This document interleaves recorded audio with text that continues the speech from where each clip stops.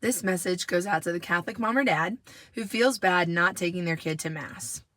So recently I learned that Catholics do not actually have to take their children to Mass until that child is preparing to receive their first communion. So let me say that again so that we are all very clear what the church teaches. You do not, as a Catholic parent, have to take your child to Mass until they are receiving or preparing to receive their first communion. So that means second grade in most places. So I, for example, do not have to take Dakota to Mass until he is in second grade, you guys.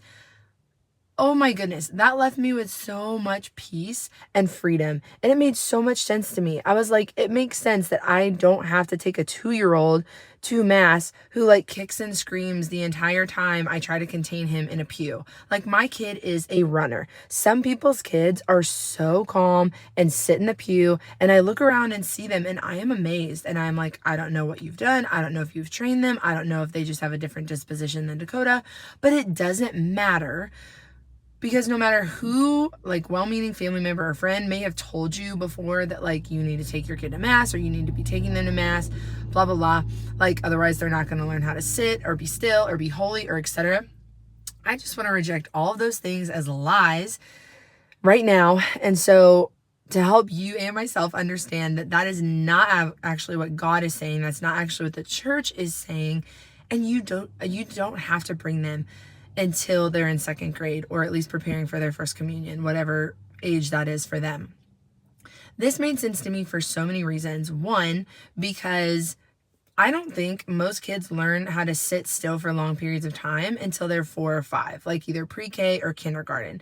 So I'm like, okay, well, if I start bringing Dakota regularly at that age, that makes sense to me because he is learning to sit still in other places and for longer periods of time and from people who aren't just me, like at school and at church. Great. Also, alternatives for bringing your kid to Mass for like acclimating, them to like a church setting or praying or like just the scenery of your parish church.